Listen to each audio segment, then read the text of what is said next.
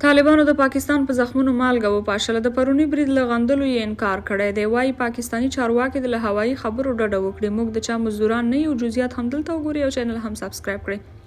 په داسې حال کې چې د پرونی برید وروسته پاکستاني چارواکو طالبانو ته یو شمېر فرمایشونه وړاندې کړي دي چې د هغه له جملې څخه د ټي ټي پي قومندانانو پر ضد اقدامات کول، د یادې ډلې مشران پاکستان ته سپارل او په رسمي کچه د یاد برید غندل و او ګواښ یې کړی و که چیرې طالبان دا کار ونه کړي نو دوی به خپله لاس په کار شي او افغانستان کې به خپل مخالفینو باندې هوایي بریدونه وکړي. ښکاري چې طالبانو یې کیسه کې هم نه دی شوي. اقدام خلاصه کوي چې د ډیرې اسماعیل خان برید یې غندلی هم نه دی.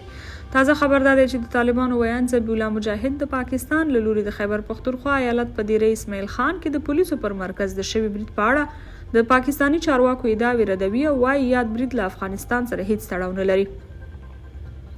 د طالبانو تر واک لاندې د افغانستان ملي تلویزیون د چهارشنبې په ورځ د لیندۍ په 22مه د دغې ډلې د ویاند ذبیح الله مجاهد یو غږیز پیغام خپور کړی. مجاهد په دغه پیغام کې هغه ادعاوې ردوي چې ګواکې دغه برید له افغانستان رهبري شوی.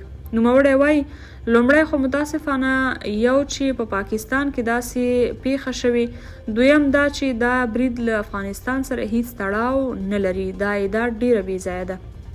ذبیح الله مجاهد د یاد برید په اړه د پاکستاني چارواکو د تورونو په غبرګون کې ویلي دوی د خپل امنیت ساتلو ته پاملرنه وکړي. هره مسله پر بل هیواد تاوانول د مسلې حل لار نه ده. موږ په دې اړه څېړنې کوو.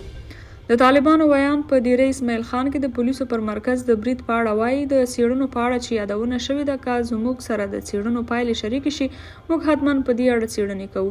د داسې بریدونو مخه باید په خپله پاکستان کې ونیول شي. هغه ویلي د اسلامي امارت ځواکونه چمتو دي افغانستان د ارضي تمامیت څخه دفاع وکړي او هیڅ چاته به پر افغانستان د حملې اجازه ورنه کړي. درنو اوریدونکو، تاسو د دغې موضوع په اړه څه نظر لرئ؟